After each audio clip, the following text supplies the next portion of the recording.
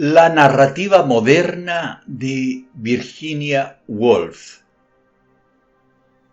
Cuando se hace cualquier revisión, no importa cuán suelta e informal, de la narrativa moderna, es difícil no llegar a la conclusión de que la práctica moderna de este arte es, de alguna manera, una mejora respecto a la anterior.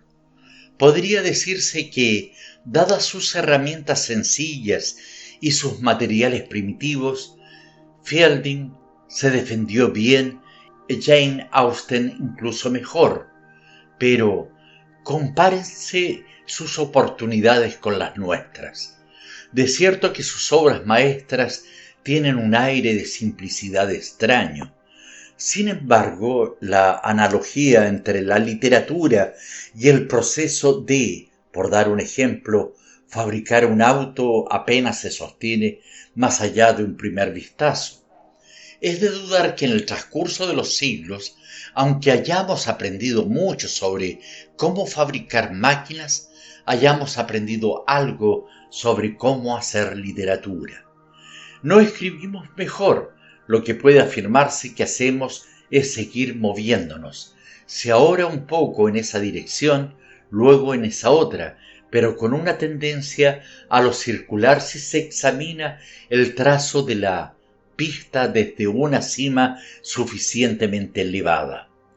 Apenas merece decirse que ninguna presunción tenemos, ni siquiera momentánea, de estar en ese punto de vista ventajoso.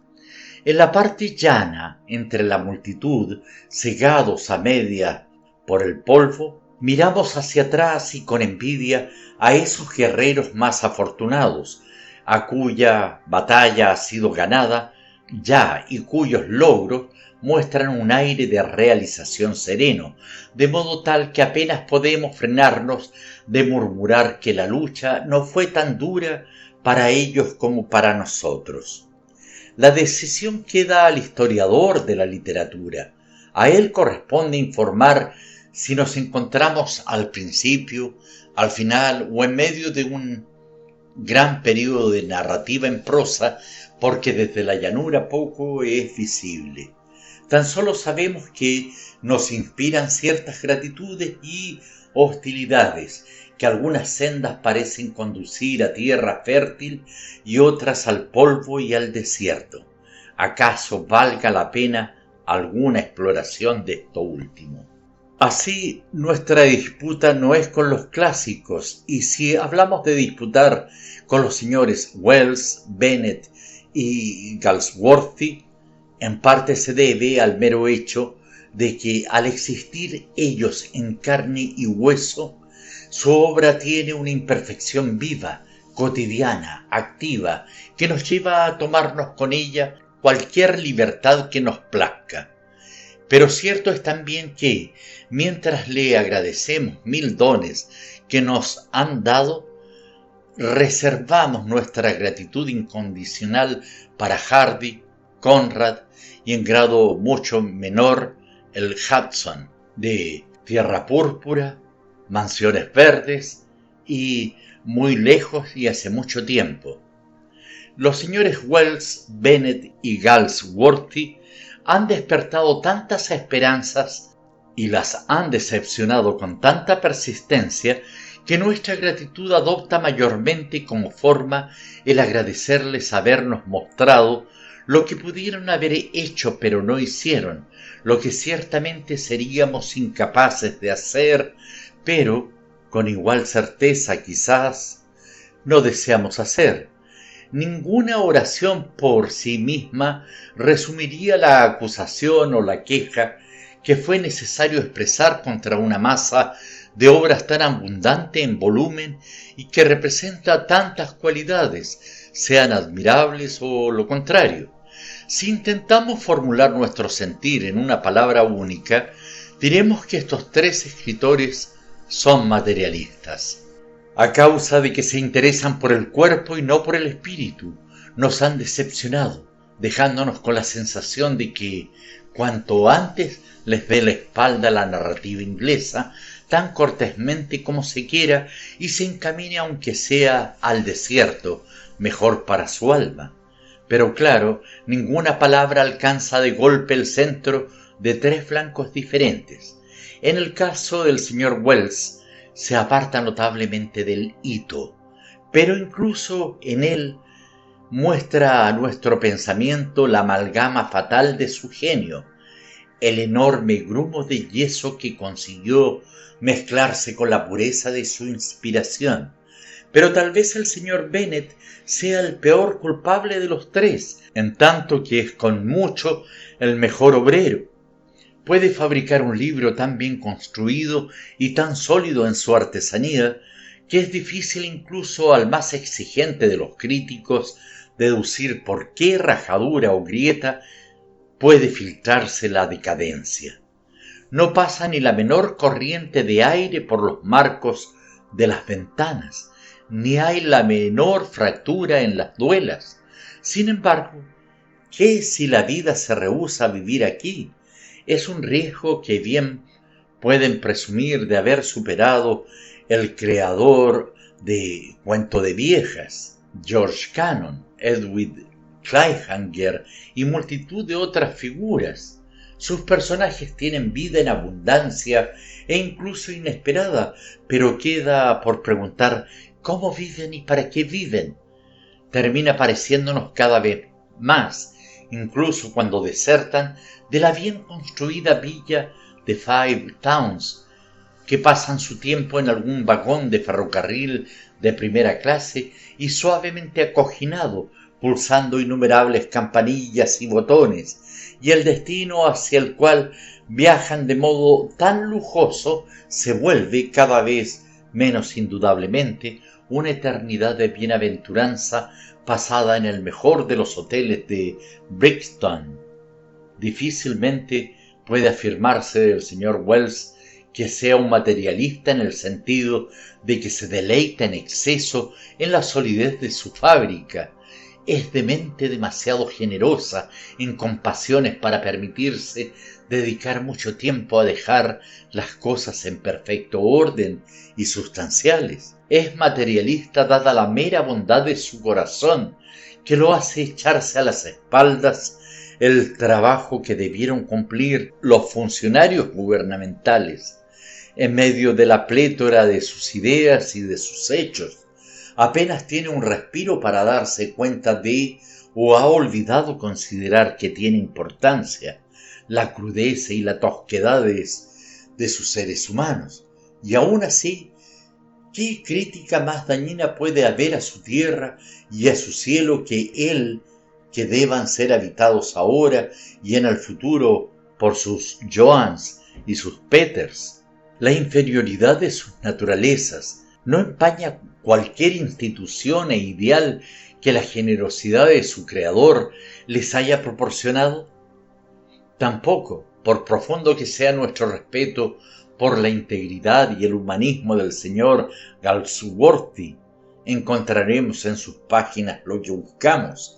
Entonces, si pegamos una etiqueta en todos esos libros, en la cual esté la palabra única materialistas, queremos decir con ello que escriben de cosas sin importancia, que emplean una habilidad y una laboriosidad inmensas, haciendo que lo trivial y lo transitorio parezca lo real y lo perdurable. Hemos de admitir que estamos siendo exigentes y además que nos resulta difícil justificar nuestro descontento explicando qué es lo que exigimos. Planteamos la cuestión de modo diferente en distintos momentos, pero reaparece del modo más persistente cuando nos apartamos de la novela concluida en la cresta de un suspiro. ¿Vale la pena? ¿Cuál es su propósito? ¿Sucede acaso que, debido a una de esas desviaciones menores que el espíritu humano sufre de vez en cuando, el señor Bennet aplicó su magnífico aparato de captar vida 5 o 10 centímetros fuera de foco? La vida escapa y tal vez sin vida nada vale la pena. Tener que recurrir a una imagen como esta es una confesión de vaguedad, pero difícilmente mejoramos la situación hablando como son proclives a hacer los críticos de realidad, tras admitir la vaguedad que aflige a toda crítica de novelas, arriesguemos la opinión de que para nosotros, en este momento, la forma de narrativa más en boga falla más a menudo de lo que asegura el objeto que buscamos. Lo llamemos vida o espíritu, verdad o realidad, esto, el objeto esencial, se ha desplazado o avanzado y se rehúsa a verse contenido en las vestimentas mal cortadas que le proporcionamos. No obstante, con perseverancia, conscientemente, seguimos construyendo nuestros 32 capítulos de acuerdo con un diseño que cada vez falla más en parecerse a la visión que tenemos en la mente. Demasiada de esa enorme labor de explorar la solidez, la imitación de vida de la historia es no sólo trabajo desperdiciado, sino mal colocado, al grado de que oscurece y hace borrosa la luz de la concepción. El escritor no parece constreñido por su propio libre albedrío, sino por algún tirano poderoso y sin escrúpulos que lo tiene en servidumbre para que proporcione una trama, para que aporte comedia, tragedia, amor, interés y un cierto aire de probabilidad que embalsame el todo de modo tan impecable que si todas las figuras adquirieran vida, se encontrarían vestidas hasta el detalle último con sus sacos a la moda. Se obedece al tirano, se fabrica la novela hasta el menor detalle, pero a veces, y más a menudo según pasa el tiempo, sospechamos que hay una duda momentánea, un espasmo de rebelión, según se van llenando hojas del modo acostumbrado. ¿Es así la vida? ¿Deben ser así las novelas? Mírese al interior y la vida, al parecer, se aleja mucho de ser así. Examínese por un momento una mente ordinaria en un día ordinario. Esa mente recibe miriadas de impresiones, triviales, fantásticas, evanescentes o grabadas con el filo del acero. Esas miriadas vienen de todos sitios, una lluvia incesante de átomos innumerables, y según descienden, según se transforman en la vida del lunes o del martes, el acento cae en un lugar diferente al del viejo estilo. El momento importante no viene aquí sino allí, de modo que si un escritor fuera libre y no esclavo, si pudiera escribir de acuerdo con sus elecciones y no sus obligaciones, si pudiera basar su trabajo sobre sus sentimientos y no las convenciones, no habría trama, ni comedia, ni tragedia, ni intereses amorosos o catástrofes al estilo aceptado, y tal vez ni un solo botón cosido al modo que quisieran los sastres de Bond Street. La vida no es una serie de farolas ordenadas simétricamente, sino un halo luminoso, una envoltura semitransparente que nos rodea desde el inicio de nuestra conciencia hasta su final. No es tarea del novelista transmitir este espíritu variado, desconocido y sin circunscribir, no importa qué aberraciones o complejidades manifieste, con tan poca mezcla de lo ajeno y lo externo como sea posible. No estamos solicitando tan solo valor y sinceridad, sino sugiriendo que la materia adecuada de la narrativa es un tanto diferente a lo que quiere hacernos creer la costumbre. En cualquier caso, es de alguna manera parecida a esta que buscamos definir la cualidad que distingue a la obra de varios escritores jóvenes. El señor James Joyce, el más notable entre ellos, de aquella de sus predecesores, intentan acercarse más a la vida, preservar con mayor sinceridad y exactitud lo que les interesa y conmueve, incluso si para lograrlo hayan de descartar la mayoría de las convenciones que suele observar el novelista.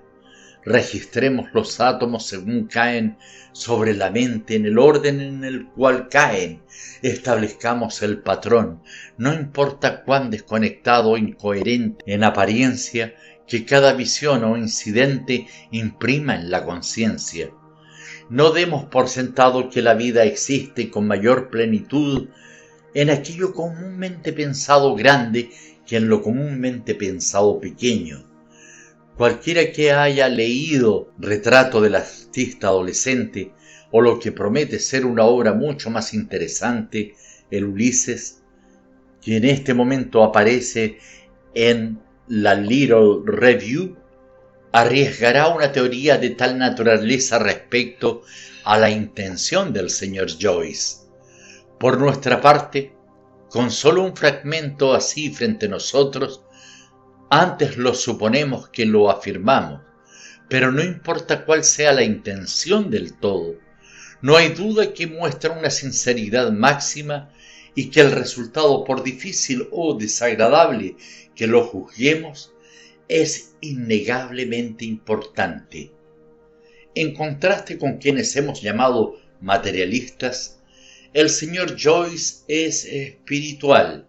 Se preocupa a cualquier precio por revelar los titubeos de esa llama interna que destella sus mensajes a través del cerebro, y para conservarla hace de lado con valor absoluto todo aquello que parezca adventicio, se trate de la probabilidad, de la coherencia o de cualquier otra señal caminera que por generaciones haya servido para dar apoyo a la imaginación del lector. Cuando se le pide que imagine lo que le es imposible tocar o ver, la escena es el cementerio, por ejemplo, con su brillantez, su sordidez, su incoherencia, sus relámpagos súbitos de significado. Sin duda se aproxima tanto a las honduras de la mente que, al menos en una primera lectura, es difícil no suponer una obra maestra. Si lo que deseamos es la vida misma, aquí la tenemos sin duda. De hecho, nos encontramos andando a tientas con bastante torpeza cuando intentamos decir qué más deseamos y por qué razón una obra así de original no se compara, pues debemos ir a ejemplos elevados como Juventud o El alcalde de Casterbridge. Fracasa debido a la pobreza relativa de la mente del escritor.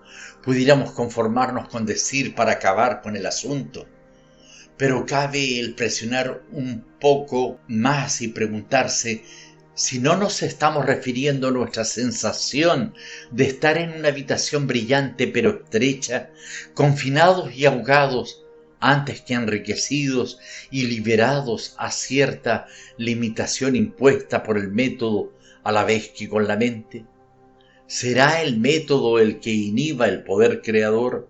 ¿Se deberá al método que no nos sentimos joviales ni magnánimos y sí centrados en un yo que, a pesar de sus temblores, de susceptibilidad, nunca abarca o crea lo que está fuera de él y a la distancia? El subrayado puesto, acaso didácticamente, a la inocencia, contribuye a dar el efecto de algo angular y aislado. Se tratará simplemente de que ante cualquier esfuerzo así de original sea más fácil, sobre todo a los contemporáneos, percibir lo que falta y no precisar lo que ofrece. En cualquier caso es un error mantenerse fuera examinando métodos. Cualquier método sirve cualquier método que exprese lo que deseemos expresar si somos escritores, que nos acerque más a la intención del escritor si somos lectores. Este método tiene el mérito de acercarnos más a lo que estamos dispuestos a llamar la vida misma. ¿No sugirió la lectura de Ulises cuánto de la vida queda excluido o ignorado? ¿No vino tal idea con un sacudimiento al abrir el Tram, Chandy y el Pendennis y vernos convencidos no solo de que hay otros aspectos de la vida, sino que encima de todo son más importantes? Sea como fuere el problema al que hoy día se enfrenta el novelista, como suponemos que ocurrió en el pasado, es ingeniar medios para ser libre de asentar lo que elija. Debe tener el valor de decir que su interés no está ya en esto, sino en aquello, y sólo de ese aquello debe construir su obra. Es muy probable que para los modernos aquello, el punto de interés, se encuentre en las partes oscuras de la psicología. Por tanto, y de inmediato el acento cae en un punto un tanto diferente. El subrayado va a algo hasta el momento ignorado. De inmediato es necesaria una forma de bosquejo distinto, difícil de asir por nosotros, incomprensible para nuestros predecesores. Nadie sino un moderno, tal vez nadie sino un ruso, habría sentido el interés de la situación que Chejov transformó en el cuento llamado Gusev. Algunos soldados rusos yacen enfermos a bordo de un barco que los regresa a su patria. Se nos dan unos cuantos fragmentos de su charla y algunos de sus pensamientos. La plática continúa entre los otros por un tiempo, hasta que Gusev muere, y parecido a una zanahoria o un rábano, es lanzado al mar.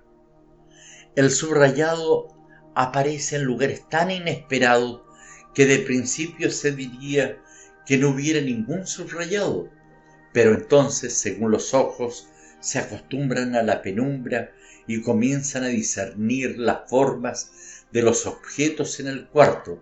Vemos cuán completa está la historia, con cuánta profundidad y cuánta verdad. En obediencia a su visión, ha elegido Chejov esto, aquello y lo de más allá, uniéndolos para que compongan algo nuevo. Es imposible decir esto es cómico o esto es trágico, y tampoco estamos ciertos, pues nos ha enseñado que los cuentos deben ser breves y concluyentes. Si esto, vago e inconcluyente, debe ser llamado un cuento. Los comentarios más elementales sobre la narrativa inglesa moderna difícilmente pueden evitar el hacer alguna mención de la influencia rusa, y si se menciona a los rusos se corre el riesgo de pensar que es una pérdida de tiempo escribir sobre cualquier narrativa que no sea la suya. Si queremos comprender el alma y el corazón, ¿dónde más conseguirlo con profundidad comparable? Si estamos hartos de nuestro propio materialismo, el menos destacable de sus novelistas tiene por derecho de nacimiento una reverencia natural por el espíritu humano.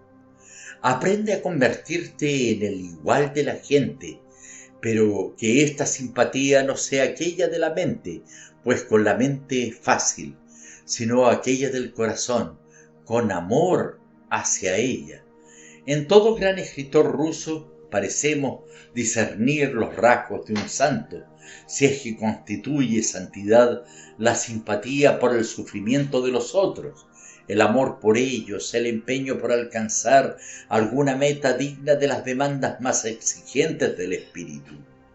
Es el santo que habita en ellos lo que nos deja confundidos con la sensación de nuestra propia irreligiosidad trivial, transformando a tantas de nuestras novelas famosas en faramalla y trucos.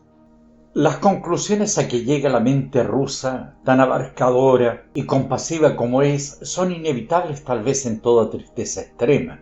De hecho, sería más exacto hablar de que la mente rusa está inconclusa.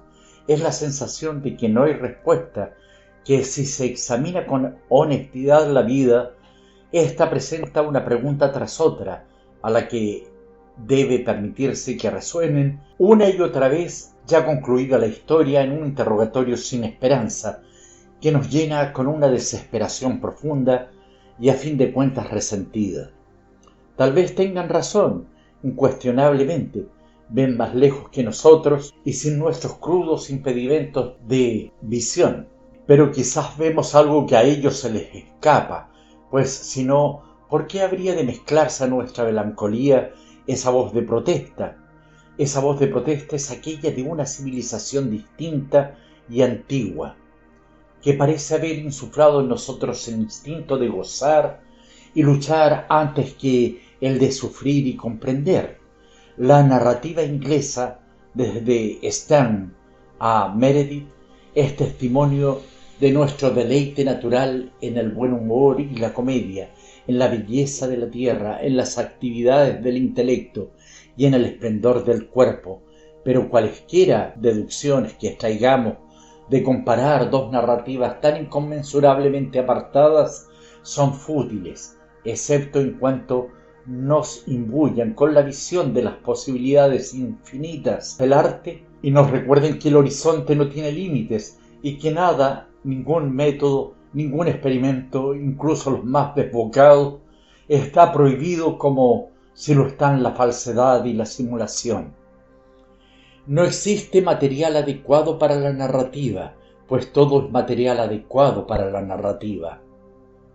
Todo sentimiento, todo pensamiento, toda cualidad del cerebro y del espíritu de la que se eche mano, ninguna percepción está fuera de lugar. Y si podemos imaginar al arte de la narrativa adquirir vida y ponerse de pie en nuestro medio, sin duda nos pediría que lo rompiéramos y lo hostigáramos, así como lo honráramos y lo amáramos, porque de esa manera se renueva su juventud y se asegura su soberanía.